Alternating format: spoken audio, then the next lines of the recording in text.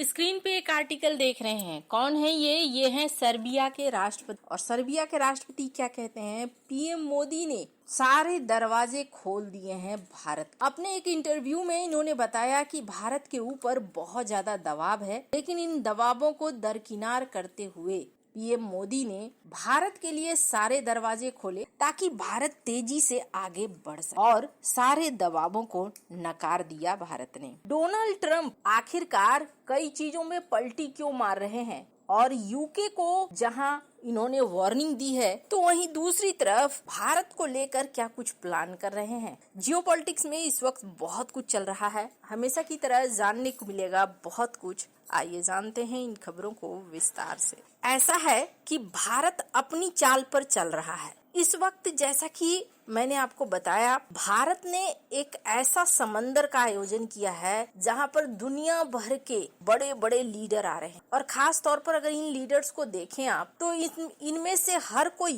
भारत के लिए कुछ न कुछ लेकर आ रहा है। भारत का ये विशाल एआई समिट, जहां ग्रीस के पीएम भी पहुंचे हैं, जहां भूटान के पीएम भी पहुंचे हैं, जहां पे फ्रांस के राष्ट्रपति भी पहुंचे हैं, और इसके अलावे ब्राजील के राष्ट्राध्यक्ष लूला पहुंचे। लूला अपने साथ यहाँ बड़ा खजाना लेकर आए। ब्राजील भारत के साथ फार्मा इंडस्ट्री में भी काम करना चाहता है, और आपको बता दूं, मेडिसिन वैक्सीन के क्षेत्र में भारत ब्राजील का साथ आना बहुत ज्यादा खास है। वैसे तो ब्राजील लैटिन अमेरिका का वो देश है जिसके पास खनिजों का अथाह भंडार है, और ब्राजील और भारत का साथ आना चाइना को कैसे चिढ़ा सकता है, इसका अंदाजा आप लगा सकते। ब्राजील के पास वो रेयर अर्थ मटेरियल है जो चाइना चाहता है, और चाइना जिसको ब्लॉक करके रखे हुए। अब ऐसे पार्टनर्स अगर भारत को मिल रहे हैं तो भारत का भविष्य बिल्कुल साफ साफ दिख रहा है। ब्राजील भारत के साथ डिफेंस के सेक्टर में, स्पेस के सेक्टर में, मेडिसिन के सेक्टर में साथ मिलकर काम करने को तैयार है, जिस तरीके से ब्राजील के राष्ट्रपति प्रस्ताव लेकर।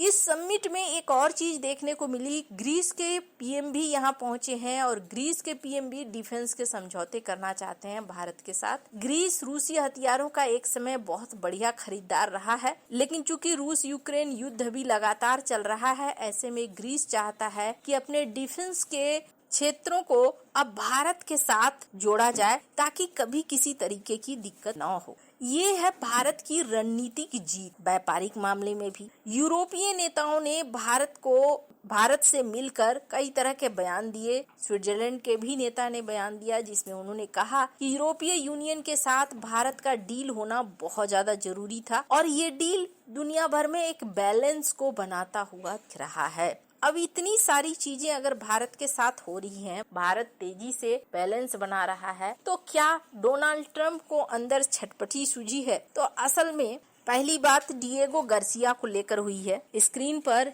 एक ट्वीट देख रहे हैं आप, डोनाल्ड ट्रंप का ये ट्वीट है जहां वो यूके को चेता रहे हैं, और यूके को कह रहे हैं कि डिएगो गार्सिया को लीज पर लेने की बात मत करो। अब इसका क्या मतलब है? इसका सीधा और साधारण मतलब है कि डिएगो गार्सिया को अपने पास ही रखो, अपने कब्जे में रखो। तुम हमारे बेहद खास अलाय हो, दोस्त हो, और तुम हम शक्तिशाली हो, हम तुम्हारे साथ हैं। बहुत तरह की बातें इन्होंने इस ट्वीट में साफ साफ लिख दी है, जिससे ये पता चलता है कि यूके को ये वार्निंग दे रहे हैं कि आप डिएगो गार्सिया को हर हाल में मॉरिशस के पास जाने मत दो। अब मॉरिशस के पास वैसे जाने नहीं दिया जा रहा है। मामला ये है कि डिएगो गार्सिया को लेकर ये बात हुई है कि अमेरिका को और उसके सहयोगियों को ये 99 साल की लीज पर मिलेगा। तो डोनाल्ड ट्रंप का मानना है कि अगर 99 साल की लीज की बात है, तो कहीं ऐसा न हो कि 99 साल के बाद इसे वापस करना पड़ जाए। इसलिए ये डील हमारे लिए बिल्कुल भी ठीक नहीं है। 100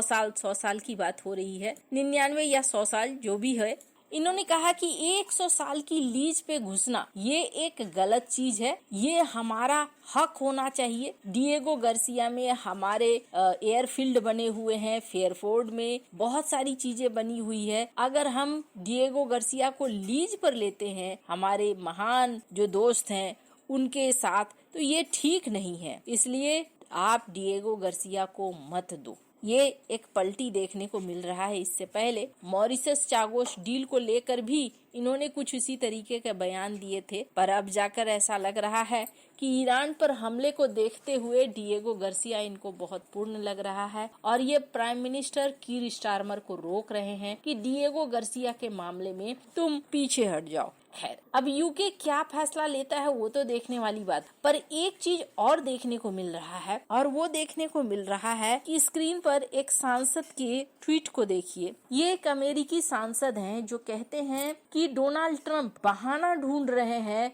भारत के ऊपर हाई लेवल का टैरिफ लगाने। हालांकि ये पहली बार इनके ही मुंह से सुनने को मिल रहा है। अगर ये ट्रेड डील होने के पहले की बात कहते तो अलग बात होती, लेकिन अभी इन्होंने कहा कि डोनाल्ड ट्रंप एक बहाना ढूंढ रहे हैं भारत के ऊपर टैरिफ लगाने का और ये बहाना रूस से खरीदे गए तेल की वजह से हो सकता। वैसे डोनाल्ड ट्रंप और उनके प्रशासन के द्वारा बार बार कहा जा रहा है कि भारत रूस से तेल नहीं खरीदेगा, ये भारत ने हमें कमिट किया है, भारत ने हमें बताया है। भारत की तरफ से ऐसा कोई बयान दिया गया है। भारतीय विदेश मंत्री जयशंकर ने भी साफ साफ कहा था कि हमें जहां से लगेगा हमारी कंपनियों को कि इस जगह से हम खरीद सकते हैं तो हमारी कंपनियां खरीदेंगी। भारत ने अपने स्टेटमेंट में भी कहीं इस बात को नहीं माना। अब वहीं रूस की बात करें तो रूस का कहना है कि नहीं, भारत हम ऐसा कोई रुकावट नहीं कर रहा है जिससे हमें ऐसा लगे कि भारत ने हमसे तेल खरीदना बंद कर दिया है या तेल